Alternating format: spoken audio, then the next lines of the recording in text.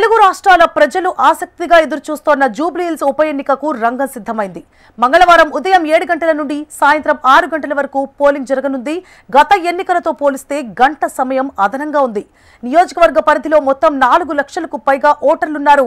139 ప్రాంతాల్లో 407 పోలింగ్ కేంద్రాలను ఏర్పాటు చేశారు. 3 ప్రధాన పార్టీల అభ్యర్థులతో పాటు 58 మంది బరిలో ఉన్నారు.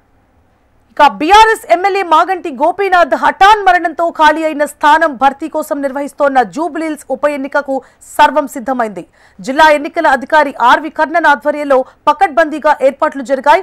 ఉప ఎన్నికలో 4,01,365 మంది ఓటర్లు అర్హులుగా ఉన్నారు. వారిలో 2,08,561 మంది పురుషులు, 1,92,779 మంది మహిళలు, 25 మంది ఇతరులు ఉన్నారు. నియోజకవర్గంలో 18 మంది సర్వీస్ ఓటర్లు, 123 మంది విదేశీ ఓటర్లు ఉన్నారు. మొత్తం 1908 మంది ఓటర్లు వికలాంగులు, 6,859 మంది 18 నుండి 19 సంవత్సరాల వయసు గల మొదటిసారి ఓటర్లు ఉన్నారు. 25 ఏళ్లు పైబడిన వారు సీనియర్ పౌరుల సంఖ్య 2,134 మంది ఉన్నారు. 139 భవనాలలో 407 పోలింగ్ కేంద్రాలు ఏర్పాటు చేశారు. ఒక్కో స్టేషన్ కు 986 ఓటర్లు ఉన్నారు.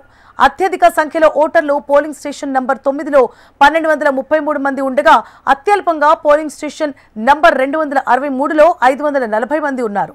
11 పోలింగ్ కేంద్రాల్లో 1,200 కంటే ఎక్కువ మంది ఓటర్లున్నారు.